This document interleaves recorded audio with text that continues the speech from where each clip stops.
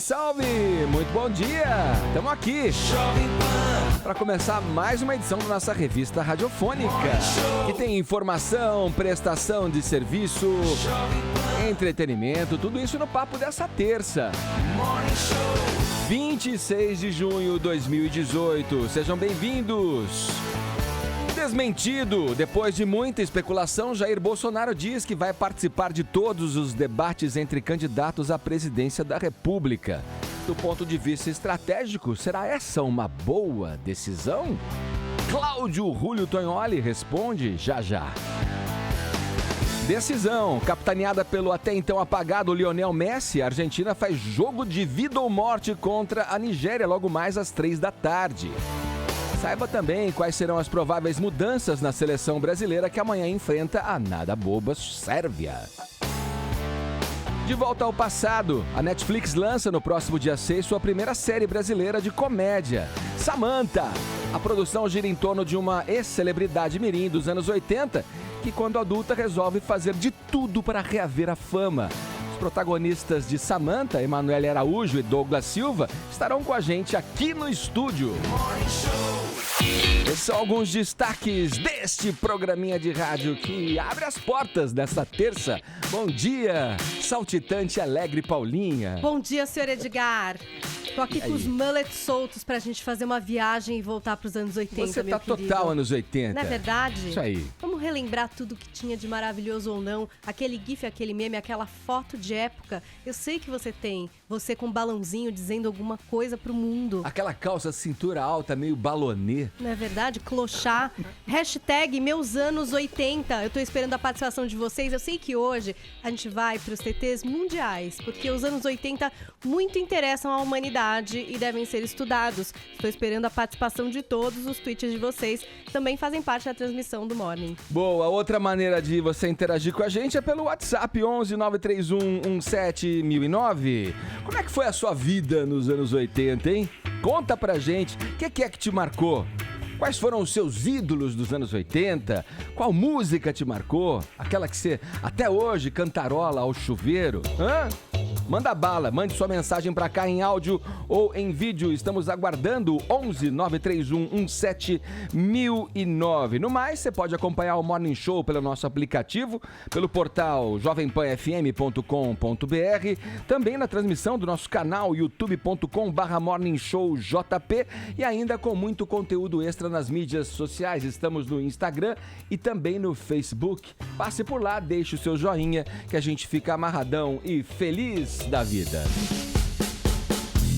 Todos convidados a passarem a próxima hora e meia colados aqui na Jovem Pan, porque o Morning tá só começando. Olha, Copa do Mundo rolando, o Brasil enfrenta a Sérvia amanhã às 3 da tarde em partida decisiva pela fase de grupos da Copa do Mundo.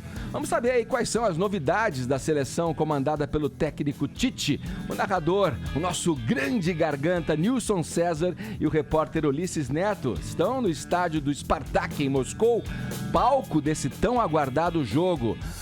Boa tarde para vocês aí em Moscou, meus camaradas. Oi, Edgar. Boa tarde pra você, pra todo mundo que acompanha o Morning Show. O Nilson, cadê ele? Tá lá dentro do estádio agora. Não, ele tá comendo, tá almoçando, né? Esse horário do almoço aqui. Aí ele falou, vai lá, garoto, faz você, garoto. Ele tá almoçando lá. Vai lá, então garoto. Me deixou. Segura essa, né? Agora fiquei Segura curioso. essa. Ulisses, fiquei curioso. O que é que se come aí? Qual é o trivial russo? O trivial, não dentro do estádio, né? Porque dentro do estádio é internacional. É aquela comida de plástico que se serve em qualquer aeroporto do mundo. Sim. Mas aqui em Moscou eu já comi um estrogonofe muito bom. Olha aí. Que é o tradicional, né? Foi inventado, na verdade, aqui na Rússia, em São Petersburgo, se não me engano. Mas já comi aqui na Rússia muito estrogonofe, que eles gostam. Tem um prato maravilhoso que se chama Hachipuri, que é uma pasta, uma massa, melhor assim, um folhado e tal, tem um ovo cru no meio, é uma maravilha o Hachipuri também com queijo, recomendo experimentar se vocês não conhecem o Hachipuri. Mas eu tô do lado aqui do Zabivaca. O que você achou do Zabivaca? O Renan tá mostrando pra vocês aí, ele é o fuleco da Copa da Rússia. É simpático. Mas eu não sei se eu acho que o Zabivaca é mais legal que o fuleco, né? Porque o Zabivaca é um lobo. Também o fuleco achei. era um tatu-bola, né? Do outro lado, atrás do Renan, ele vai mostrar pra vocês, é que tem a estátua de verdade aqui no estádio do Spartak, que é o Espartaco, Esse estádio é espetacular e o time tem uma relação com o povo, é um dos times mais populares da Rússia e o Brasil vai jogar aqui amanhã contra a seleção da Sérvia, precisa ganhar, Edgar. Olha, o Renan tá mostrando para vocês, é um estádio muito bonito mesmo, 45 mil lugares, a seleção vai chegar aqui daqui a pouquinho, faltam alguns minutos para a seleção chegar aqui às 4h10 no horário da Rússia, 10h10 da manhã, o Brasil sai do hotel e vem para cá, tem o treino oficial e também a coletiva de imprensa, e aí a expectativa para saber se o Tite vai mexer no time ou não. Os 2 primeiros jogos não foram bons, né? Mas o Brasil precisa vencer amanhã, não pode vacilar. O Douglas Costa está machucado, nem veio para cá. O Danilo também não veio, mas o Fagner até que segurou bem ali na lateral direita. A dúvida é no ataque. A gente vai descobrir daqui a pouco se o Tite vai manter ou não o mesmo time para esse jogo aqui contra a Sérvia, Edgar. O lamento é pelo Douglas Costa, que entrou muito bem, né, na partida, fez várias assistências aí que resultaram em gols. É uma perda mesmo pro Brasil. Vamos ver como é que ficam essas mudanças aí, Ulisses. Bom, vamos lá, torcer, né? Qual a expectativa aí dos brasileiros aí? Enorme, Edgar. Inclusive tem muito brasileiro por aqui. Moscou tá uma festa, viu? Realmente, se o Hemingway estivesse vivo, ele ia escrever um outro livro que não ia ser sobre Paris, ia ser sobre Moscou. Porque tá espetacular aqui. É gente do mundo inteiro. Acho que das cidades que eu viajei até agora é a que tá com o clima mais de Copa do Mundo mesmo. Até porque é a capital, né? Então todo mundo meio que chega ou passa por aqui. E a torcida brasileira é enorme. Ontem, na chegada da seleção brasileira no hotel, vocês não imaginam a celebração que foi. Já as imagens a gente já mostrou no Jornal da Manhã e a gente até conversou com o responsável por mudar esse clima na torcida brasileira, que se chama Luiz Carvalho. Ele faz parte do movimento Verde e Amarelo. Já eu explico a história desse movimento, mas ele comentou um pouco sobre essa festa que eles estão fazendo aqui na Rússia e na chegada da seleção brasileira. Vamos ouvir. A gente vai acompanhando aqui. Pra gente, na verdade, é um sonho realizado. Como eu falei, estamos desde 2008 aí, já na estrada, tentando apoiar a seleção, tentando fazer a nossa parte para mudar um pouco do cenário da torcida do Brasil, que a gente acredita que está muito aquém do que pode ser. E sempre resultados não muito grandiosos, enfim, coisas que não eram muito palpáveis, principalmente para os jogadores, né? Que não adianta nada a torcida estar fazendo a festa se não estiver conectado com o jogador. Então a primeira recepção que a gente fez lá em São Petersburgo já deu aquele sucesso. Para a gente foi um prazer inenarrável ver que o Neymar compartilhou o negócio, que Renato Augusto, Gabriel Jesus, Fernandinho, enfim, uma série de jogadores compartilharam. A gente até em contato depois com a CBF ficou sabendo que isso contagiou os jogadores, que gerou um clima legal pra caramba e foi importante para eles. Então pra gente foi sensacional. E agora repetir isso aqui numa escala ainda maior, conseguindo fazer fogos, enfim, essa festa toda que eu acho que os jogadores merecem, pra gente mostrar que os jogadores não estão sozinhos. A gente está aqui, a torcida está aqui, junto com os jogadores, cada um dos 80 mil brasileiros que está aqui para apoiar a seleção e nós vamos juntos trazer essa Copa, buscar esse hexa na raça, no peito e na raça. Vai, Brasil!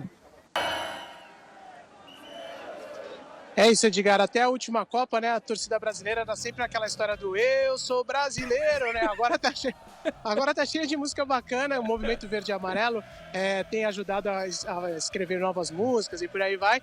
Mas eles têm alguma ligação com a CBF que ainda não está muito clara, né? Eu já conversei com o pessoal, parece que a CBF facilitou para eles comprarem ingresso, distribuiu até para alguns jogos do Brasil, né, desde das eliminatórias. Mas enfim, eles têm mudado um pouco a cara da torcida brasileira.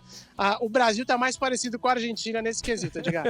Ampliando o repertório, né, do eu sou brasileiro e o campeão voltou para novos temas da torcida. Valeu, Ulisses. Ô, Edgar, fala, posso fazer Vini? uma pergunta pro Ulisses? Vai lá. Que eu tô vendo ele ali ao lado, né, do mascote oficial da Rússia, e eu fiquei curioso para saber se ele viu por aí, Ulisses, o mascote da seleção brasileira, o Canarinho Pistola, parece que se envolveu numa confusão, acabou sendo até detido, né, e foi vetado pela FIFA aí nos próximos jogos da seleção. O Canarinho Pistola, até a CBF pediu até para não chamar mais de Pistola, para chamar só de Canarinho, porque a ideia também não era deixar a situação tão, né, do jeito como está agora, tão popularesca, vamos colocar assim. Mas a história é que o Canarinho Pistola fez muito sucesso e ele se passa, né, como dizem na gíria gaúcha, ele se passa com alguma frequência. Ontem na chegada da seleção brasileira, até os seguranças foram para cima dele e falaram: Canarinho, segura a onda aí, meu, em russo, porque ele tava causando ali na porta do hotel do Renaissance, mas ele tem sido a grande atração, viu? Onde ele vai, ele não pode entrar nas áreas FIFA, né? Ele não pode vir aqui onde a gente está agora, porque a FIFA tem o Zabivac, não quer que o Canarinho pistola ofusque. Né? Ele incorporou o pistola, né? Exatamente. Então ele só pode ir nos pontos turísticos da cidade, nas festas, e onde ele vai, realmente a torcida gosta de tirar foto, fazer festa. Até os jornalistas estão se rendendo aí pro Canarinho Pistola, todo mundo tirando selfie com ele. Valeu, Ulisses. Obrigado pelas informações. Bom trabalho pra você. Tá liberado aí pra você mandar agora um pratão de estrogonofe aí. Um abraço. Obrigado, viu? Eu já comi, Edgar, mas olha só, antes da gente encerrar, deixa eu só fazer aqui o ponto crucial também da nossa cobertura, que tem o apoio das lojas 100, da Ford Caminhões, da Teleanorte, Magnésia Bisurata, LG, Gafisa, CVC, Claro TV e Monroe. Valeu, Ulisses. Do Ulisses Neto pro Caio Rocha, que tá aqui ao meu lado na bancada para falar de política agora. Caio, quer dizer que o pré-candidato Jair Bolsonaro afirmou que vai sim participar aí dos debates entre os presidenciáveis. Você jogou um H nele para convencer ou o que foi? Ele disse que foi vítima de fake news, Joguei isso, né? ou não joguei, o deputado? Eu acho que jogou. Tive uma conversa com o cara e me convenceu. Sim. Fala, Edgar. Bom dia pra você, bom dia pra todo mundo. O Jair Bolsonaro ficou pistola e foi aí ontem aos microfones pra berrar, a desmentir tudo que estava sendo falado. 4 dias, para quem não lembra muito bem dessa história, para quem tá pegando o bonde andando, 4 dias atrás foi divulgado em praticamente toda a imprensa uma possível estratégia do Bolsonaro de que ele não participaria de nenhum debate, ou pelo menos da maioria deles, em televisão, agora no primeiro turno. Isso porque o Bolsonaro, ele se fez sendo a pedra jogada na vidraça, ou seja, todo mundo tinha ali um teto de vidro e ele era a pedra. Ele falava: ó, isso aqui tá errado, esse cara aqui tá viajando, isso é... E ele se cresceu com base nisso, ele se fortaleceu com base nisso. A possível estratégia que estava sendo mencionada por toda a imprensa há 4 dias era de que agora ele estava com medo, já que ele mudou de papel. Agora ele também tem um teto de vidro. Ele fala o seguinte: para se posicionar num debate seria muito perigoso, porque questões como violência, saúde pública, economia e tal, ele já deu opiniões polêmicas sobre todos esses assuntos e mais um pouco, e agora ele ficaria com medo de ser cobrado para se posicionar nos debates e aí se expor, portanto. Isso foi muito falado, essa teoria de que ele não participaria por conta disso, para se resguardar, não perder eleitorado por conta disso. Hoje em dia, qualquer opinião que você dê, você compra a briga com todo mundo. Então seria uma possível estratégia. Ontem, segunda-feira, durante um evento, durante um pronunciamento dele com os eleitores dele, ele tocou nesse ponto e desmentiu, disse que está sendo alvo de fake news. Eu não falei com ninguém da imprensa. A imprensa tem dito que não comparecerei a debates. Diz que eu estou fugindo de debates. Não houve até o momento nenhum debate. Por que eu estou fugindo? Agora, debate da televisão, compareceremos a todos sim. Podem ter certeza. Até porque estaremos levando propostas factíveis que vocês acreditam que podem ser atingidas.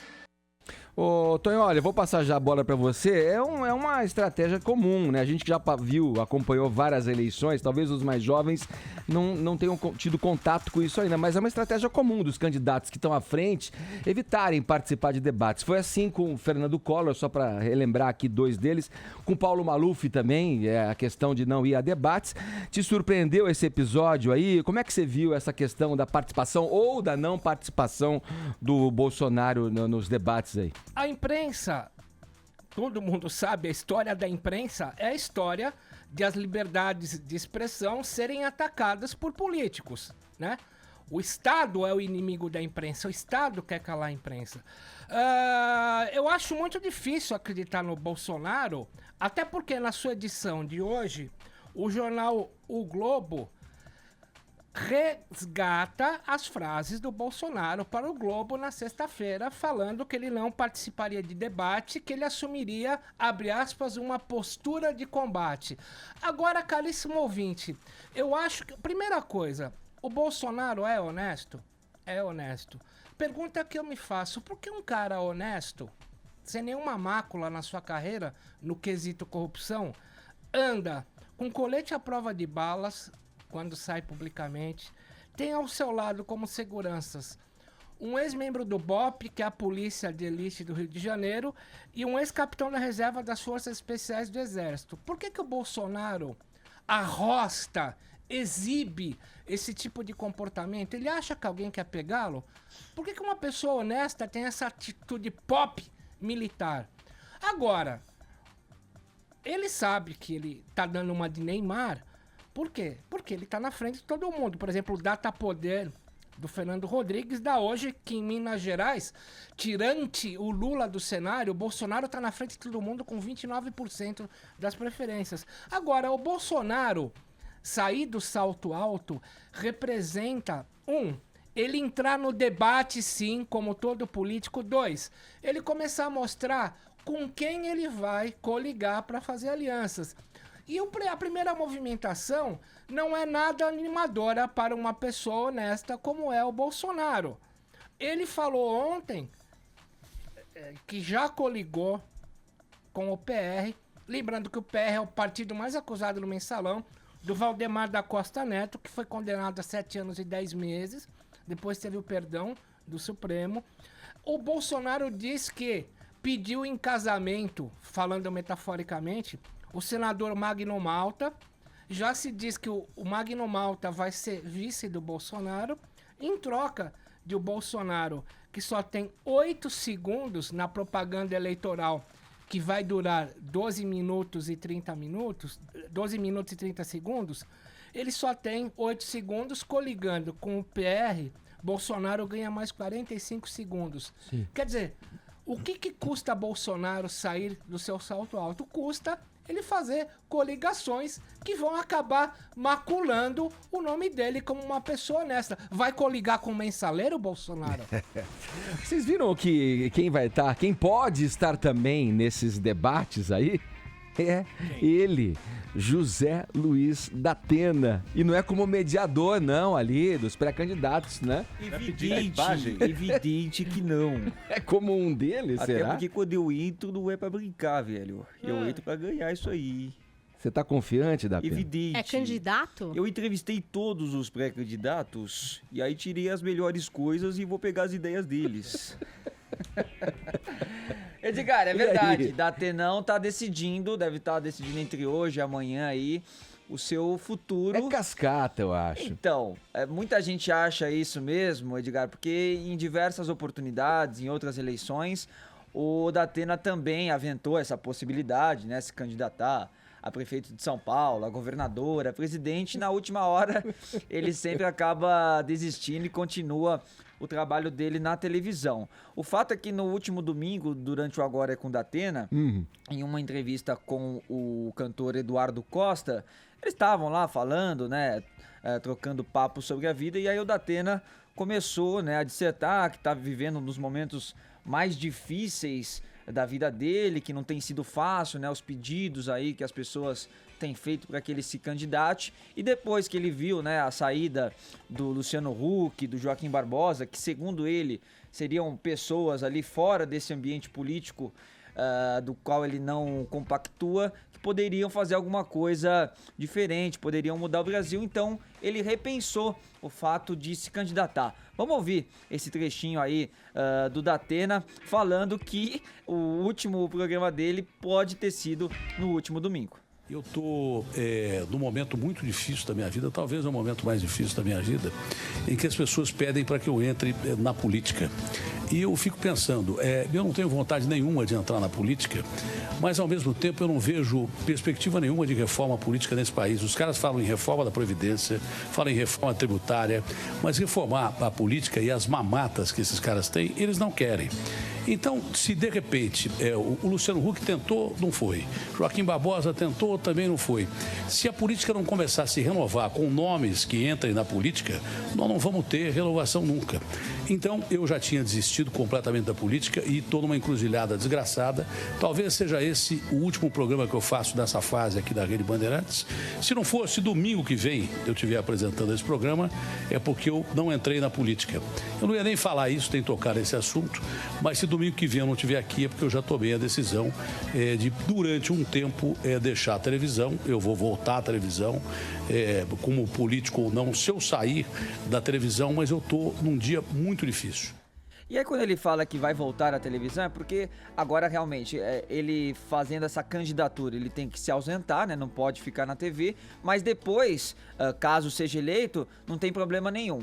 Mas não tem problema nenhum ele se candidatando como um senador, né? Por exemplo, agora surgiu a possibilidade, porque o Datena é filiado ao DEM, que tem até então, o Rodrigo Maia, né, presidente da Câmara dos Deputados, aí, como pré-candidato à presidência da República, mas parece que nas últimas conversas aí do partido, inclusive, que o Datena estava presente, ofereceram, né, a legenda ofereceu para o Datena a possibilidade também de se candidatar à presidência da República. Aí, obviamente, que se o Datena vencesse, ele não teria como, né, conciliar aí o trabalho com a televisão. Mas, por enquanto, a maior possibilidade é que seja realmente para o Senado, onde as pesquisas mostram o Datena na frente, né, com 33% dos votos, e tem a possibilidade de nada disso acontecer. Do próximo domingo ele tá lá no Agora com o Datena e continua o trabalho dele na TV, Edgar. E aí, Caio, o que você acha? Se eu não me engano, foi na última votação para prefeito em São Paulo que o Datena chegou a falar, eu vou ser candidato também e tal, e ele tomou pedrada pra caramba. O Datena eu já trabalhei na Band há alguns anos, eu nunca trabalhei diretamente com o Datena e tal, mas eu conheço o cara e fiquei 5 anos lá e conheço o proceder dele, é um cara muito correto. Agora, quando ele falou que ia tentar ser prefeito, as pessoas apedrejaram o Datena. Tem audiência pra caramba na TV, mas falou, vou ser prefeito, todo mundo, não, o Datena é podre, não sei o quê. Cara, calma, vamos analisar o seguinte. Agora ele tá bandeirando para entrar aí numa corrida ao Senado. O Datena, ele fez muito dinheiro, é disparado, não sei ainda hoje, mas até pouco tempo atrás pelo menos, era disparado o maior salário da Band, mas muito à frente do segundo colocado e tal. Ou seja, mais dificilmente, pelo menos, eu não boto minha mão no fogo por ninguém, muito menos por mim, muito menos pelo Datena, mas mais dificilmente ele se corromperia do que qualquer outra pessoa, porque ele já fez fortuna pessoalmente. O segundo ponto a gente vive, o Datena falou isso nessa frase que você separou, a gente vive querendo uma mudança, mas basta alguém diferente, alguém de fora falar, eu vou entrar, tá vendo, olha lá, corrupto, ladrão, safado, vai se misturar com político. Não é por aí. A gente fica apedrejando todo mundo que a cena quer entrar para a política, como aconteceu com o Luciano Huck. Bastou ele falar que ia ser candidato, essa teoria ganhar força, que já começaram a investigar. Ele comprou avião com o BNDES, não sei o quê. O Luciano Huck é um caso diferente porque tinha uma amizade ali de pegar e ficar emprestando aviãozinho do Aécio, era uma coisa diferente. Mas era um sujeito de fora e a gente precisa que a classe política tome um sacode. O Datena, ele tem uma popularidade muito grande. E eu acredito que se ele falar, eu vou entrar para a política mesmo, de cara, ele já vai entrar com números muito mais representativos do que muito cara que está aí há muito tempo. Como, por exemplo, são campanhas diferentes, mas o Alckmin e tal, que até agora não decolou, eu espero que decole mais, mas enfim, a gente vê uma dificuldade de pessoas que estão aí na política há muito tempo, e aí vem um outsider, já chega disparando, é uma mensagem para a classe política. Ou vocês se renovam, ou então vai virar moda. Nas próximas eleições, outro cara de fora vai querer vir, outro cara de fora vai querer vir, e aí é uma obrigação dos políticos repensarem a postura deles mesmos. Até porque tem um monte de gente se maquiando aí de novo, né? Se travestindo de novo, mas que continua dentro da política velha. Vamos agora seguir para Brasília. O ministro Edson Fachin, do Supremo Tribunal Federal, decidiu enviar ao plenário da Corte um recurso da defesa do ex-presidente Lula, preso desde 7 de abril. José Maria Trindade fala com a gente agora, diretamente da capital federal. Bom dia, Trindade. Em Brasília. Muito bom dia. Bom dia, Edgar. Bom dia a todos. Olha, Edgar, eu começo dizendo que não há nada no horizonte que possa dar a liberdade ao ex-presidente Lula, né? O ministro Edson Fachin é o relator da Lava Jato no Supremo e decidiu levar ao plenário uma possibilidade de uma apelação extraordinária de um recurso extraordinário do ex-presidente Lula ao Supremo. Hoje, a segunda turma, agora pela manhã, a segunda turma vai julgar o ex-ministro José Dirceu.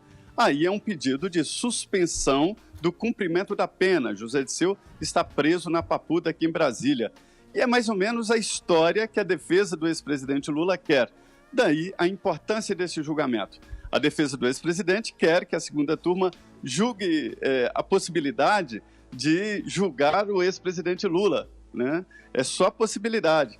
É a última sessão da segunda turma antes do recesso de julho do Supremo Tribunal Federal. Agora, essa decisão do ministro Fachin de mandar para o plenário do Supremo, ela vai demorar, porque ela dá 15 dias ao Ministério Público para dar o seu parecer sobre o assunto, né? E aí, lá para agosto, depois da volta, é que o assunto vai ao plenário. E atenção, não é decidir sobre a liberdade do ex-presidente, mas decidir com repercussão geral se esse recurso extraordinário do presidente será aceito ou não pelo Supremo Tribunal Federal. Esse recurso extraordinário, Edgar, pede a suspensão do cumprimento da pena, ou seja, a liberdade do ex-presidente e a possibilidade dele ser candidato, né? Ou seja, no horizonte próximo, não há nada que possa dar a liberdade ao ex-presidente, viu? Ô, Tonho, olha, isso bate no teto ali? Esse seria o último episódio dessa série aí, dessa primeira temporada da série Lula? Não, parece, o caso Lula, parece que aquilo que em biologia a gente aprendia no cursinho, uns bichinhos que se reproduzem por cissiparidade ou partenogênese, arranca um pedaço, nasce 4. Verdade. Então, o que está acontecendo agora, Zé Maria, o que aconteceu? Na quinta-feira, o ex-presidente do STF, o Sepúlveda da Pertença, que defende o Lula também, divulgou um memorial, né, referindo aos ministros do STF que ele gostaria que o Lula cumprisse a pena em casa. Na noite de quinta-feira, o advogado do Lula, outro, Cristiano Zanin Martins, mandou aqui para o mailing dele, eu recebi isso aqui, falando que jamais foi pedido que soltassem o Lula. O que aconteceu, Edgar? O que aconteceu, Zé Maria Trindade? O Sepúlveda Pertence e o Cristiano Zanin não estão se falando mais, né? Teve uma fissão ou uma fissura no relacionamento, porque no entender do Zanin, você pedir para o STF que deixe o Lula ficar em casa é você aceitar com normalidade a prisão do Lula e enfraquecer o discurso da perseguição. Aliás, é esse mesmo discurso da perseguição que vai fazer com que no próximo dia 15 de agosto o PT faça a marcha a Brasília. Vão marchar por Lula candidato, lembrando que ele só pode se desincompatibilizar do partido enquanto candidato 20 dias antes do 7 de outubro. Aí eu pergunto pro Zé Maria se ele acredita que o Lula vai manter a sua candidatura. Rapidinho pra gente fechar, Zé. Essa divergência aí, que é o discurso, né? É um debate sobre o discurso, de que se Lula faz o pedido ou vai para a prisão domiciliar, desmonta essa tese de perseguição política. Mas eu não acredito que Sepúlveda Pertence, um ex-ministro do Supremo, advogado de Lula, faria um pedido sem anuência do ex-presidente Lula. Agora, essa marcha, Tonholi, não vai convencer ninguém e Lula, na minha opinião, não será candidato e continua inelegível. Valeu, Trindade. Obrigado pelas informações. Bom trabalho para você aí em Brasília. É isso. Obrigado, Edgar. Muito bom dia. Bom dia a todos. Agora 10 horas 32 minutos, horário de Brasília. Jovem Pan Morning Show. Vamos abrir agora em altíssimo estilo nossa editoria de cultura. Estamos na companhia de 2 dos protagonistas da primeira série de comédia produzida no Brasil pela Netflix. É a série Samantha. Opa. Não, Edgar, não é assim, querido. Peraí, eu sei, tem alguma pegadinha aí, né? É Samantha! Samantha! Fala direito! É isso aí, Samantha, com exclamação, assim. É com muita satisfação que eu dou as boas-vindas aqui ao nosso estúdio multicolorido do Morning Show. A própria, gente, Samantha, que tá aqui na minha frente, personagem da Emanuele Araújo. E também ao Dodói. Dodói é o marido da Samantha, sei lá, agora fiquei confuso, que é interpretado pelo Douglas Silva. Sejam muito bem-vindos, muito bom ter vocês aqui no programa nessa manhã. Bom dia. Todos felizes, com a cara boa. Obrigada. Sorridentes pra falar, né, com essa energia toda de um trabalho novo aí que vem pela frente. Olha só, a série gira em torno de de uma ex-celebridade mirim dos anos 80, né, aquele sucessão e tal, e que quando adulta, quer porque quer, de qualquer jeito, reaver essa fama, voltar aos holofotes. Olha, eu acho que isso é uma história muito colada na vida real, gente. Você conhece algum ex-VJ? Aliás, tem muita gente querendo reaver a fama. Você conhece algum ex-VJ que quer que quer voltar aos holofotes? Que nem diz na minha terra, se futucar, vem gente. Se futucar, Bom dia, e aí? Bom dia. Que bom estar aqui na Jovem Pan com vocês. Obrigada por defender o nome certo da Samantha. É muito Ela importante. agradece, Samantha. A Paulinha é uma guerreira. Então, a nossa série é uma série que fala sobre a Samantha, que é essa pessoa que foi muito famosa até os 9 anos de idade, a criança mais amada do Brasil, e que perdeu essa fama ao crescer, como algumas vezes a gente já viu por aí mesmo, e hoje, perto dos 40 anos, ela tem a volta do ex-marido para casa, que ficou muitos anos preso, ela teve 2 filhos com ele na prisão. E por ele ser uma celebridade do futebol e ter uma fama, ela acha que esse é um grande momento dela recuperar os holofotes. Deixa eu pôr uma vinhetinha aqui pra gente fazer a conexão com a Amy agora, porque tem uma rede entrando aqui e a gente vai diretamente pra Amy. Boa. Seguimos. Uau. Agora entrou Brasil, entrou o mundo. Entrou o mundo todo. Estamos em rede nacional. Que legal. Bom dia, meus caros. Douglas Silva gente. e Emanuele Araújo com a gente aqui falando um pouco de Samantha, que tem o acento, tem a exclamação, né, Paulinha? Que é importante. Manda lá. Olha, eu queria saber o seguinte. A gente fala, é a primeira série de comédia da Netflix. Mas tendo assistido aos 7 episódios... Você já assistiu os 7? Eu assisti. Você maratonou? Eu não vou fazer spoiler nesse programa, não. Ela trabalha com isso. Eu não vou fazer spoiler aqui, Essa não. faz trabalhinho de casa, né? Essa Né? faz. Né? Mas eu queria que vocês falassem um pouco sobre como esses personagens são humanos. Porque às vezes a gente fala de comédia e acha que vai ser um lance de riso fácil, né? Que não vai falar com a gente, que a gente vai rir dos outros. E eu acho que essa série... ela faz diferente nesse aspecto. O que vocês acham? Ela tem esse humor ácido, né? E cada personagem tem o seu estilo, né? Eu falo pelo Dodói. Ele é um ex-jogador de futebol e estava preso. E aparentemente, né? Ele deveria ser um cara, tipo, desnaturado, bem louco. Mas não, ele sai da cadeia e ele quer ser pai. Ele quer ser...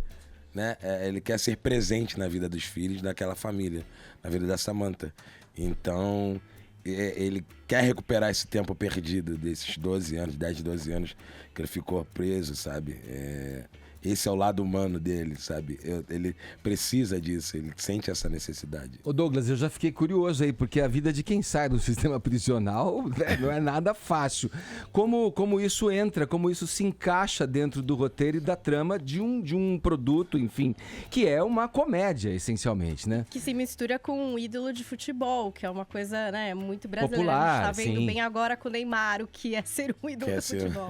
E aí, como essa dramaticidade encaixa dentro de uma comédia? Então, já é cômico, né?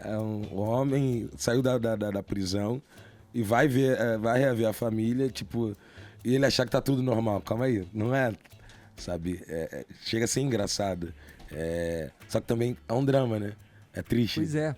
Então, tem esses dois lados, né? A comédia andando junto ali com o drama.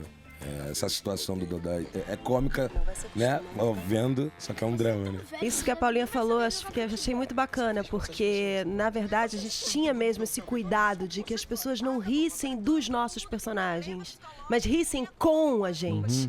Porque a história pra gente era muito importante. Que a gente não colocasse, assim, a Samantha, o Dodói, esses personagens que fazem parte um pouco do nosso imaginário, em algum lugar, principalmente no Brasil, uma ex-celebridade mirim, um jogador de futebol que a gente coloca lá assim numa prateleira do estereótipo, sabe? De um desenho caricato. Não, a gente queria falar sobre pessoas, sobre relações, sobre como é viver nesse mundo da televisão desde que nasceu. Como é crescer nesse mundo e de repente passar sua infância, adolescência, o ostracismo, voltar, casar, ter um presidiário. Como que é isso dentro? Como que é isso para essas pessoas? Sim. E mesmo num ritmo cômico, né? Porque é uma comédia, mesmo com todo esse cuidado do ritmo que a gente tinha, era muito importante pra gente, exatamente, que as pessoas acompanhassem a história desses personagens. Eu vi ruas que parecem do Rio, vi ali o Pacaembu. Onde que foi? Onde que roda a história? São Paulo. São Paulo mesmo? Foi São Paulo. Ah, legal. Já ganhou meu Exato. coração. Eu adoro São Paulo. Pois é, foi São Paulo. Apesar de que tem sotaques muito distintos nessa série. Fazer humor hoje em dia, fácil, politicamente correto, pode deixar o público dodói, né? Vocês se preocuparam em não passar pelo politicamente correto ou não pelo politicamente incorreto? Samantha é uma série que tem como inspiração dos anos 80, então é zero politicamente correto. Opa! É uma série que... Jura, Paula? A Samantha por si, ela hoje é uma série contemporânea, ela se passa em 2018, mas a gente tem o tempo inteiro os flashbacks da Samantinha nos anos 80. E ela meio que parou nos anos 80. Porque nos anos 80 foi o auge dela, então ela ficou lá. Então hoje ela tá em 2018 com todo um comportamento da década de 80. Sim. Então ela não compartilha Ela nem com quer o ser nosso politicamente momento correta, né? politicamente correto. E a série acompanha um pouco isso. Essa questão do humor, né? Da comédia, né? O cinema brasileiro, a sua grande maioria na sua produção é dedicada a filmes que tratam dentro desse gênero, né? Da comédia. A gente virou meio refém disso. O que vocês pensam a respeito? Vocês também que atuam em outras mídias, no cinema, no teatro. Como é que vocês veem isso? Eu acho a comédia é um estilo maravilhoso e eu acho que o grande lance, e talvez seja um ponto da nossa série, é que a gente não se preocupou em ficar na comédia. Em muitos momentos, Samantha tem momentos dramáticos. A gente faz uma comédia de situação. Eu acho que o Brasil é um país cheio de grandes comediantes. Agora, grandes artistas da comédia. Sim. E com certeza a indústria está aí revelando esses talentos e produções. Yes. No caso Samantha, desculpa, Doglito. No caso Samantha, a gente, apesar de com certeza sermos um produto de comédia, a gente está ali com várias camadas e muito a fim de contar uma história. Uma história onde em muitos momentos tudo é muito engraçado. Sim. E ela tá a série, ela tá num tipo de comédia que você não se vê no Brasil. Geralmente você tá vendo assistir um filme de comédia, é a mesma coisa. Você fala, nossa, não tem nada de novo. Ela tá totalmente diferente, sabe? Esse não politicamente correto, né? É quase um tema, né, da nossa série, porque a gente fala de tudo, fala de todos os assuntos e sem pudor, quer nem saber, sabe? E é engraçado. Agora, Douglas, falando disso de politicamente correto, eu entendi o teu personagem, o marido, o jogador de futebol, é um ex-presidiário, é isso? Ele é um ex-presidiário. Então Quer não saber por Tá que ele foi difícil preso? de encarar, né, Caio? Não, o negócio é o seguinte, porque a gente tá tendo vários... Aqui no Morning Show a gente debate muito coisas do dia a dia, que parte da bancada fala é mimimi e outra parte fala não precisa e tal. Então a gente fala isso quase todo dia aqui no programa. E a gente teve agora esses dias noticiado um grupo de atores negros falando o seguinte, olha, a Globo tá sacaneando que uma história de uma novela tá passando na Bahia e não tem negro e a Bahia, a maior parte da população é negra e tal. E diante desse movimento, que é uma movimentação que tá muito grande de combate, o seu personagem é um ex-presidiário. Vocês tiveram essa preocupação? Pô, alguém vai pegar no nosso pé porque um ator negro nem passou à margem disso? Eu creio que não, né? Vocês não tiveram essa conversa em momento nenhum? Não, acho que... Porque hoje em dia tudo tem que pensar milimetricamente, porque pode ofender alguém, porque pode alguém Eu virar e acho falar, muito "Por que que interessante o a gente pensar que o protagonista da série é negro. É isso aí, mano. A gente Eu tô perguntando que eu não eu conheço a acho história a que- fundo pra saber. Pra mim, a protagonista era você. Ele também é. Sim, Os dois são. somos nós dois. Você Eu não acho- assistiu, né, cara? Não, é só disponível 6 de julho. A Paulinha, ela paga por fora. Não é possível. Paga um jabá. Sempre quando alguém vem lançar uma série, ela fala, não, eu já assisti. Até a outra temporada que vocês nem gravaram, eu já assisti. Se tem uma coisa que eu acho, assim, essas vozes que sempre falam falam sobre as questões, eu acho que elas devem falar mesmo. Eu não acho que é mimimi. Eu acho que a gente tá no momento... Não, que eu a não falei gente... que esse assunto é Não, mimimi. eu nem falei só que você falou isso. Eu acho que a gente tá Não, no eu não momento... falei que você falou. Aqui E eu não falei que você falou. E ele mas não- eu ele não acho falou que você agora, falou. mas ele fala. Mas enfim, Briga, eu tô briga, falando... briga. Que eu acho que é importante, sim, a gente falar sobre essas questões. Eu acho que essas vozes todas que estão berrando nesse momento, elas são necessárias. O que elas não podem nos aprisionar, principalmente artisticamente, né? Eu acredito e bato palmas para todos os movimentos onde a gente fala, onde a gente pensa, onde a gente questiona. Acho que muitas vezes a gente precisa não deixar simplesmente isso nos engessar, principalmente na arte.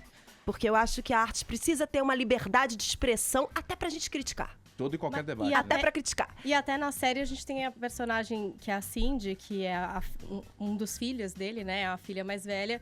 Que pra mim, a gente fala que Samantha tem esse lado que é de ser politicamente incorreto, de tratar dos assuntos que nos anos 80 eram muito comuns. Hoje, talvez, muita gente acha que é um mimimi. Muita gente acha que tem que ser falado, mas eu acho que através da figura da filha, que é feminista, que tá por dentro das causas e que vai lá e às vezes até vira pra Samantha e fala: mas mãe, vem aqui, Traz dá uma olhada nisso daqui, o que você acha? Tem uma coisa que eu gosto muito na Samantha, porque mesmo com esse comportamento não politicamente correto, mesmo com esse egocentrismo, talvez, quanto ao sucesso, ela não faz julgamento. Ela tem uma filha vegana, um filho que quer ser produtor, e é praticamente o produtor dela própria, apesar de ter 9 anos. E ela não questiona: minha filha, você quer seu leitinho de soja? Toma aqui seu leitinho de soja. Isso não tem uma condenação pelas escolhas, entende? Ela passeia por vários ambientes, com todo tipo de pessoas. A diversidade está muito clara na nossa série. E isso, que eu acho que no momento atual, o grande vilão nosso é o julgamento. Acho mais do que qualquer coisa, que a gente julga todo mundo, né? Chega com uma roupa, a gente fala: nossa, essa roupa, a pessoa, às vezes não é. Então, por isso que eu fiquei muito feliz com a sua observação quanto à nossa série, porque quando a gente vê comédia, ex-atriz mirim, a gente já pensa um monte de coisa, a gente já preconcebe um monte de coisa. Então é legal a gente assistir. Sei lá, deixa eu me confessar aqui uma coisa pra você. Eu pensei já logo de cara na Xuxa e no Pelé. Opa! Porque, como eu falei, a história da vida real, né, no início, é uma história possível da vida real. Eu me lembrei da Xuxa, que namorou o Pelé durante o auge da sua carreira. O Pelé só não foi prisioneiro, né, não saiu do sistema carcerário. Ele deu mole, ele ia ser bem homenageado. Essa parte foi remix Ele deu com alguém. muito mole. Mas isso, a figura, assim, de alguma maneira, desses ícones, né, da apresentadora infantil do Brasil, ela tá presente no recorte do teu personagem, Manoel? Eu me inspirei muito no universo como um todo. É claro que eu pesquisei todos esses ícones, né? Imagina, eu nasci no final dos anos 70, eu cresci nos anos 80, gente. Então eu assisti todos esses programas televisivos, eu assisti todos esses grandes ícones da televisão dos anos 80 e me inspirei, óbvio, mas como um todo. Sim. Num cenário, assim, num universo. Mas eu tentei furar um pouco essa referência infantil. Eu pensei muito no comportamento. Né? Os anos 80, ele tem uma força de comportamento muito grande. Sim. E eu pensei muito nisso dentro da força da Samantha, porque mesmo a série sendo contemporânea, como eu falei, é como se ela tivesse parado numa bolha, assim, como ela criasse os filhos com o comportamento de mãe dos anos 80, como eu fui criada. Entende? A relação dela com o Dodói. Então tem um pouco dessa energia de tudo que a gente viu, não só desses ícones que eu com certeza pesquisei. Fala, Vini. Eu queria saber o seguinte, teve produções recentes, né, que fizeram muito sucesso aí com essas analogias dos anos 80, né? Então, Stranger Things, da própria Netflix, o Bingo, né, que você participou também. Vocês acham que vai despertar também, de novo, essa curiosidade pelos elementos? Não posso falar dos anos 80. De quem Nasceu em viveu... 88, a pessoa viu... Pois Então, mas olha só. Aí que é a minha curiosidade. Tamo junto, A gente pô. percebe Aí que tá que é a ficando minha velho. curiosidade, pra quem não viveu e participa de Pra uma quem não produção... viveu e pra quem é de outro país também, né? Porque as produções da Netflix passam no mundo inteiro. Então, coisas que pra gente, por exemplo, o Edgar fez aqui uma associação, Acho que as pessoas vão fazer muitas outras ali, de alguns dos personagens. Os Você anos acha que 80 fora do Brasil, as pessoas também vão ter essa referência e achar tanta graça, assim, ali nas situações? Com certeza a Samantha tem um humor que eu acho que o brasileiro vai se conectar bem mais rápido em relação a algumas piadas internas quanto a esse universo televisivo que acho que a gente viveu muito. Mas, primeiro, eu acho que essa história da ex-celebridade mirim é uma coisa bem mundial. Isso se passa em muitos países, não só especificamente da apresentadora de televisão, mas a gente conhece muitas histórias de atores e até histórias contadas em filmes dos anos 40, sabe? Que eu até pesquisei, histórias daquela criança que foi muito famosa, que cresceu e perdeu e tá já coroa e querendo sucesso a qualquer custo. Mas, além disso, eu acho que tem uma coisa muito interessante em Samantha, que não é só a cor dos anos 80, que é o encontro dos anos 80 com o contemporâneo.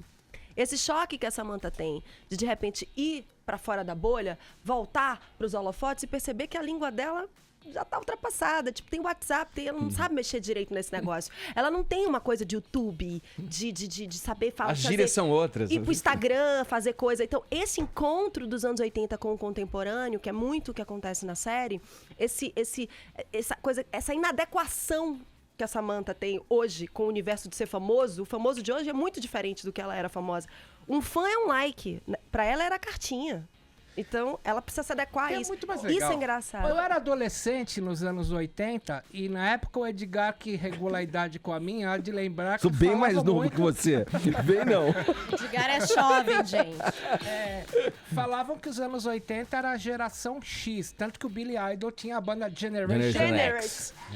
Ou seja, alienados politicamente. Na série tem um pouco de geração X? Olha, a Samantha pode ser um pouco de uma geração X, assim, de uma onda meio me, myself and I e meio fora da sociedade. Mas os filhos não. Esse eu acho uma coisa bem interessante. E é muito engraçado porque os filhos são crianças e eles são absolutamente politizados, interessados, quase mini intelectuais. E eles ficam o tempo todo tentando educar a mãe, que talvez seja um pouco dessa geração. E esse encontro dessa geração nova, né, muito mais preocupada com a diversidade, né, esse mundo nosso que, graças a Deus, a gente está falando sobre tudo, vai de encontro uma cabeça de Samantha que não é que ela não queira vivenciar isso, ela não se adequa ainda. E esse encontro de geração que eu acho muito interessante na série. Pra vocês pode ser normal. É a segunda vez que eu te interrompo. Vai lá, Vini. Vai lá. Eu tava vendo o trailer aqui e queria que vocês falassem um pouquinho sobre esse elenco, né? Que eu vi o Daniel Furlan, que tá fazendo um puta sucesso agora. Respeita que é uma rádio. Tem participação da Angélica.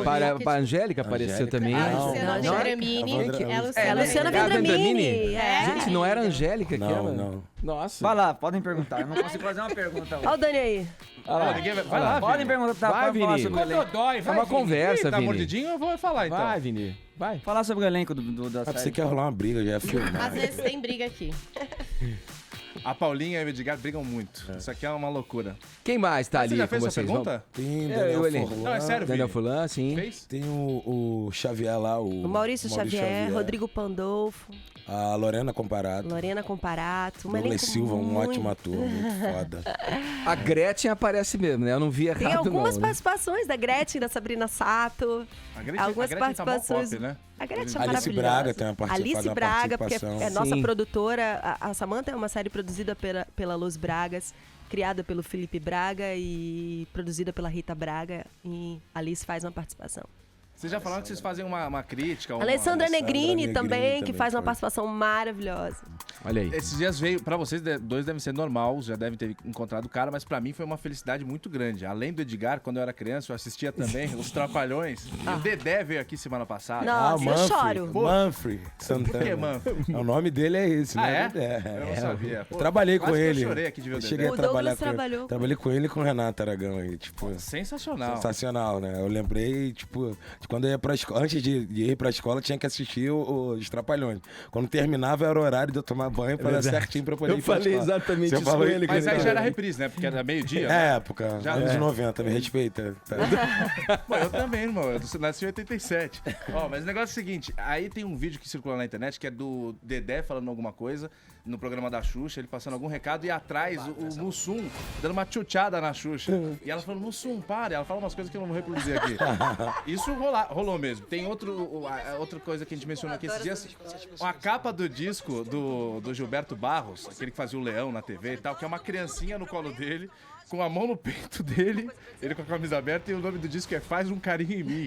Nos anos 80 era uma várzea muito grande. Gente, a minha participação no bingo já foi que eu cresci nos anos 80, então eu vi muito isso. Só que a gente não tinha essa referência estando, né? Pois é. Nos anos 80, a gente só tem essa visão aumentada hoje. A gente achava normal o garotinho fumando um cigarrinho na caixa de chocolate, né? Era tipo na boa. Quando eu fui filmar o bingo, que tava lá com aquela roupinha de Gretchen, quando eu cheguei no estúdio, tinha um monte de criança, eu olhei pra cara do Daniel Rezende, o diretor, fiz, é isso mesmo?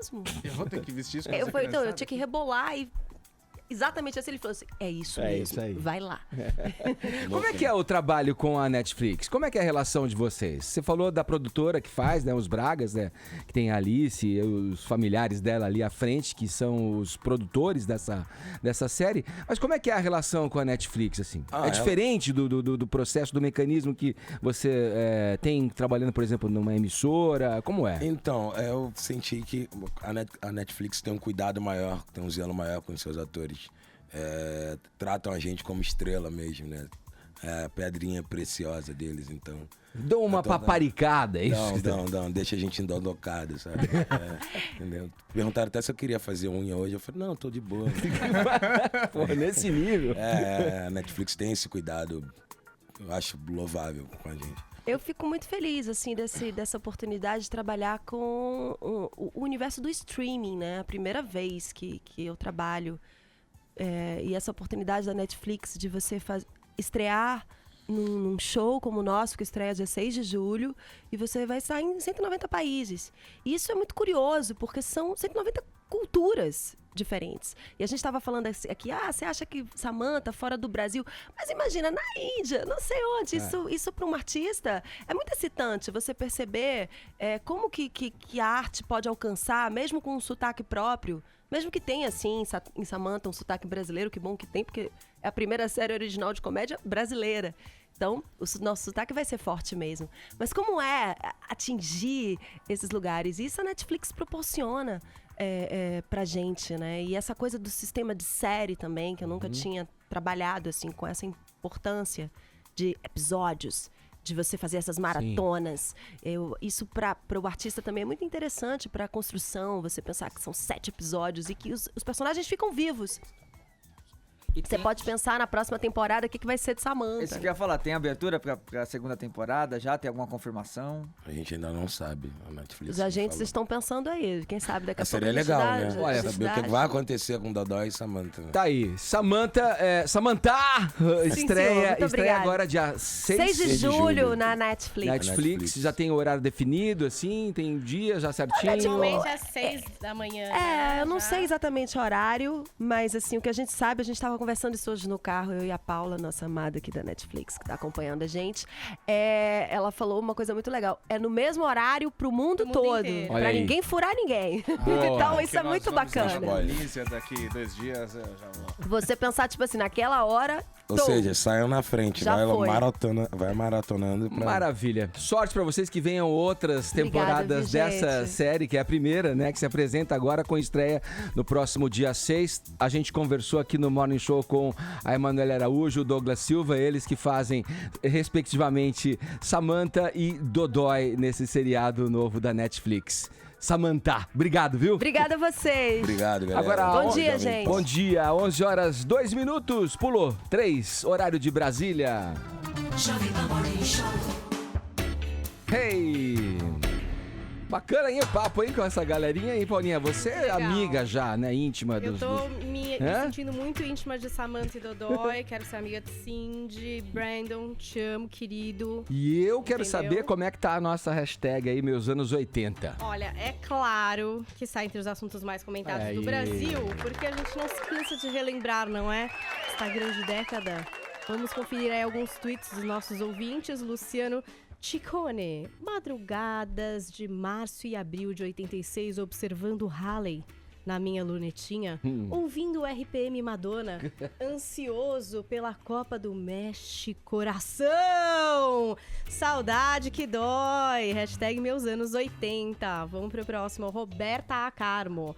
Hashtag meus anos 80 foram mágicos. Crescer nesta época foi um privilégio. Melhores músicas, melhores programas, melhores novelas, grandes emissoras de rádio e tantas outras coisas. A única vergonha eram as roupas. Não sei, concorda, Edgar? Usou muita pochete, calça do MC Hammer, alguma coisa do tipo? Nossa, cara. Ítalo Paz. Hashtag meus anos 80 eram analógicos e bem vividos. Hoje é tudo virtual e mimimi. Concordo, Ítalo. Pois é. Aí, tá aí o recado do Ítalo. Eu queria imitar o Faustão, mas como eu não sei, não posso fazer essa graça. Continuem participando. Hashtag meus anos 80. E aí, isso aí. Daqui a pouco a gente ouve os ouvintes que mandaram aqui pelo nosso WhatsApp. Vamos, enquanto isso, Paulinha, ainda contigo. O que o presidente da Marvel falou, né, sobre a possibilidade de ter heróis da comunidade LGBT nos filmes da marca, hein? Então, o Kevin Feige, que é o presidente do Marvel Studios, ele estava numa coletiva para falar sobre Homem-Formiga e a Vespa, que é uma adaptação de quadrinho que migra para o cinema agora em 5 de julho. E ao site The Playlist, ele respondeu que teremos, sim, personagens LGBTQ nos cinemas. Aí o cara perguntou, tudo bem, quais são esses personagens? Quem são? Aí ele falou, são personagens que a gente já conhece, porque nos quadrinhos, Edgar, a gente tem vários personagens, Marvel e DC, que são, inclusive, assumidamente gays, bissexuais, né? A gente já falou aqui no Morning, inclusive, do primeiro casamento gay que aconteceu no quadrinho Marvel. Foi o personagem Jean-Paul Bobier, que é o Estrela Polar. Já teve um casamento gay, mas isso nos quadrinhos, entendeu? Ainda não migrou nada pro cinema. Então o cara perguntou, é algum desses personagens que a gente já conhece? Ou é algum personagem novo? Aí o cara falou meio, os dois.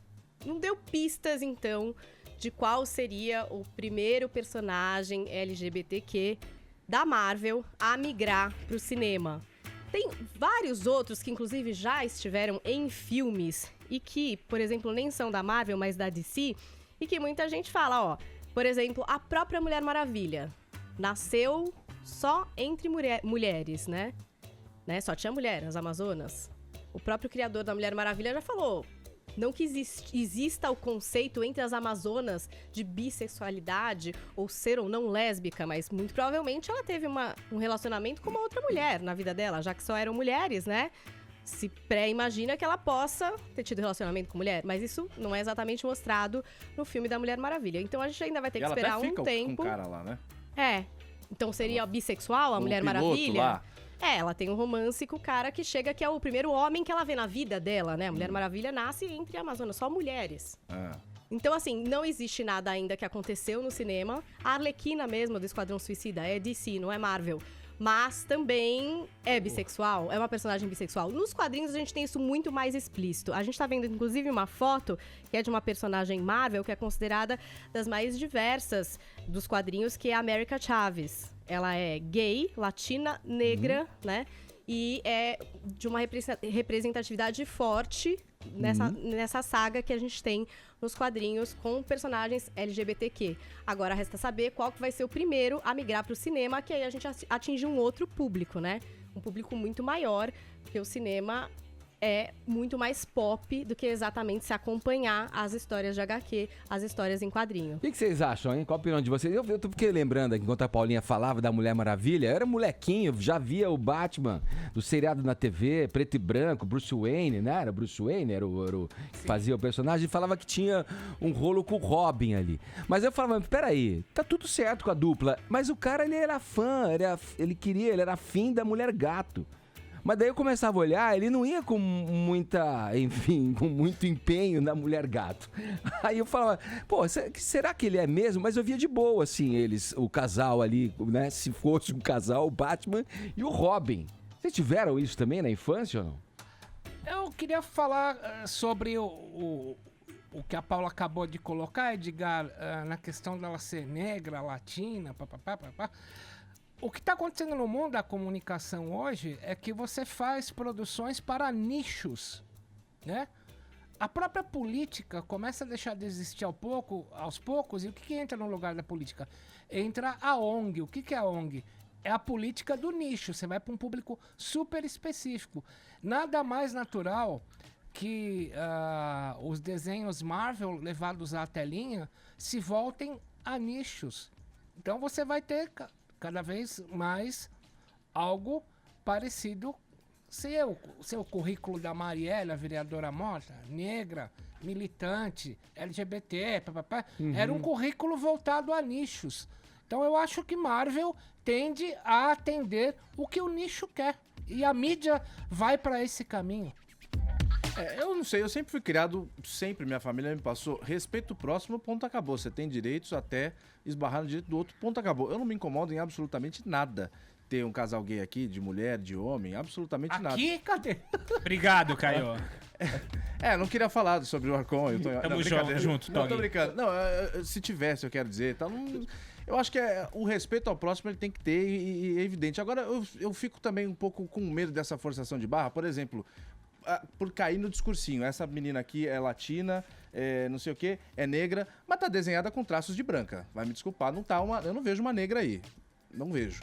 Aí o cara falou, não, a Mulher Maravilha, ela...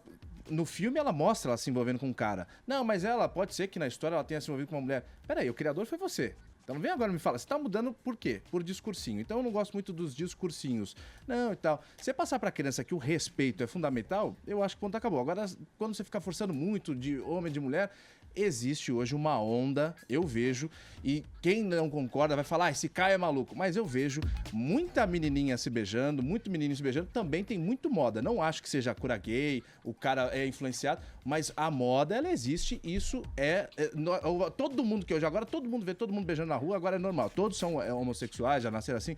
Não sei, tem uma questão que você influencia assim as criancinhas. Eu acho um pouco perigoso você ficar falando a qualquer canto e à direita. É lindo, ser gay é lindo. Não acho que é influenciar, senão todo mundo seria hétero, assim, porque nem tinha gay retratado. Mas você nasce... bom, não sei. Então todo mundo seria hétero, porque você só viu TV, só tinha hétero, só colocavam gay tipo estereotipado. Você acha que não tem gay modinha hoje? Essa menininha de 14 anos, cara, com 14 elas anos tava têm a brincando de liberdade carrinho. que você não tem de talvez experimentar um desejo.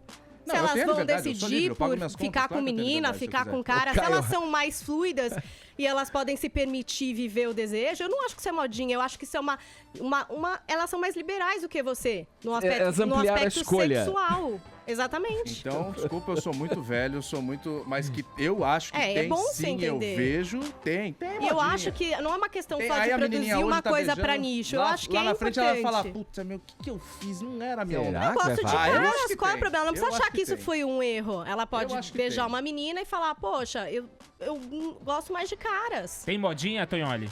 Não, olha, a mídia de massas virou massas de mídia. Todo mundo quer fazer do seu jeito, da sua forma, projetar isso, né? É o que eles chamam. Eles chamam na academia isso, ouvinte, de atomismo. Vem de átomo. As pessoas querem projetar os seus interesses particulares, seja na moda, na música, no comportamento sexual, e não querem só optar, querem optar e querem projetar. Essa é a grande desafio da mídia pro século XXI. E é um tremendo... Como chegar nesses nichos. É um exercício da liberdade que talvez outras gerações não tiveram, né? Você poder ser o que você quiser e essa questão da juventude, da sexualidade líquida, né? Fluida, né? Ela vai ao Hoje, encontro da liberdade que essa moçada hoje e uma internet, busca. Você pode ser neopunk, barroco, gótico, afro-gay, lá sei eu o quê. Você tem todas as opções ao alcance da mão. Então nada mais natural que a mídia se volte para esse público que pode se editar. As pessoas podem se editar o que elas não podiam no ano passado, seja por repressão, seja por não acesso, ou seja por desconhecimento. Isso é bom, essa liberdade, essa projeção, mas também aí dá voz a todo mundo, também começa a cair num limbo, que é o que a gente tá caindo, que é um caminho sem volta. Não sei. Mas não pode dar voz? Como assim não vai negar a voz a alguém? Porque às vezes não é o filme que tá influenciando a sociedade que tá influenciando a demanda desses É filmes. que foi um pouco o Tonholi falou. Tá refletindo que... Vamos voltar aos anos 80. A gente convidou os ouvintes aqui a interagirem com a gente pelo nosso WhatsApp, dizendo aí, né, dando uma geral nos anos 80, né, sobre música, sobre costumes, enfim. Vamos ouvir. Amigos da PAN, bom dia. Ricardo Baby de Piracicaba. Anos 80 mágicos. Curti muito o Quarteto Mágico, Barão, Legião, Titãs, Paralamas. Tocamos muito rock também. E hoje encontrei uma paixão daqueles anos. Estamos noivos. Anos 80 inesquecíveis. Um abraço a todos. Bom dia, pessoal do Morning Show. Meu nome é Carlos Eduardo, 63 anos, morador de São Bernardo do Campo. Anos 80 para mim, eu tenho muita saudade. Tempo de bailinho em casa, tempo onde você dançava ao som de Bee Gees, Beatles, Rolling Stones e outros tantos que não existem mais. Hoje a música está uma porcaria e hoje para você encontrar um lugar para dançar é muito difícil. Um abraço a todos, sinto muita saudade desse tempo dos anos 80. Boa semana e ótimo dia para vocês. Olá, Edgar e turminha do Morning Show. Bom dia. Meu nome é Márcia, eu sou da cidade de Guarulhos e aqui na nossa pequena e pacata cidade, nos anos 80, tinha uma danceteria que se chamava One Way. Era o The Best daqui da cidade e eu trabalhava lá, meus 18 anos, além de curtir muito a casa, eu trabalhava lá. E todo mundo queria ser meu amigo porque eu conseguia o convitinho VIP que dava um bom desconto na entrada da danceteria. Então, meus anos 80, além de curtir muito, eu era celebridade, Edgar. Um beijo para todos vocês. Celebs. Oi, pessoal do Morning, bom dia para vocês, bom dia. Bom dia, Borda e Jederson de São Paulo. Um abraço a todos. Anos 80 para mim é infância pura. Eu nasci exatamente no ano de 1980. Então essa década aí é com certeza especial. Tomar café na cama, garoa 24 horas por dia, assistir He-Man na televisão. Claro, não ter visto uma seleção campeã até 94. Bom, são diversas coisas, mas em especial tenho muita saudade da infância e dos meus pais, que eu não tenho mais nenhum. Mas muito legal a tag de vocês hoje. Bom dia a todos. Bom dia, Borda e Jederson de São Paulo. Oi, pessoal do Morning, bom dia para vocês, bom dia. Curtia muito Menudo e o Dominó. Ia nos shows, cantava, dançava e eram meus ídolos dos anos 80. Bom dia para vocês, um beijo, adoro o programa, não perco. Trabalho na rua, dirigindo e sempre escutando o Jornal da Manhã e depois emendo no Morning Show. Bom dia, beijos. Vamos voltar a falar de Copa do Mundo? Vini, hoje a Argentina entra em campo logo mais às 3h para um jogaço decisivo aí. E não tem mais outra chance, né? É agora ou nunca, é hora do Messi aí mostrar aí porque que ele é um dos melhores do mundo. E a Argentina também, né, tem que mostrar que tem tradição no esporte. Ou ganha, Edgar. Ou ganha. Senão tá fora da Copa. Agora, a vitória da Islândia sobre a Nigéria deu gás novo pra Argentina, né? Que hoje precisa vencer os nigerianos e torcer aí para um tropeço da Islândia contra a Croácia. Se a Islândia vencer a Croácia, o que também é difícil, porque a Croácia tem um time muito forte, venceu os 2 primeiros jogos, aí a Argentina precisa ganhar por um saldo de diferenças, por um saldo de diferença que deixe ela aí na frente da Islândia, porque elas estão empatados aí com 1 ponto. A Argentina é a última colocada, mas ainda tem chance sim. Aí nessa semana o Mascherano, que é o mais velho ali do grupo, tomou a frente, blindou o elenco, até chegou a escalar o time junto com o Sampaoli, que tá perdidinho lá, né? Rolou até um boato de que os jogadores tinham pedido para que ele nem ficasse no banco de reservas, mas ele vai estar lá. E o Messi, que é o capitão, mas é um jogador que é mais na dele, né? Dizem que ele é um líder silencioso. É um líder silencioso, é o líder que é um exemplo dentro de campo. Mas para fora de campo, o Mascherano aí que tá tomando conta da situação. Provavelmente o goleirão lá, o Cavalheiro, que teve aquela falha homérica, né? Contra a Croácia, vai dançar, vai o Armani pro gol. E vamos ver, os 2 jogos vão ser ao mesmo tempo, como tem sido aí esses da terceira rodada, né, Edgar? Então, Argentina e Nigéria, e ao mesmo tempo Croácia e Islândia definem aí a sua vida na Copa do Mundo, todas aí com chances de classificação. Nesse momento, jogam. A França está jogando com a Dinamarca, a França já classificada, a Dinamarca ainda com alguma chance, tá 0-0.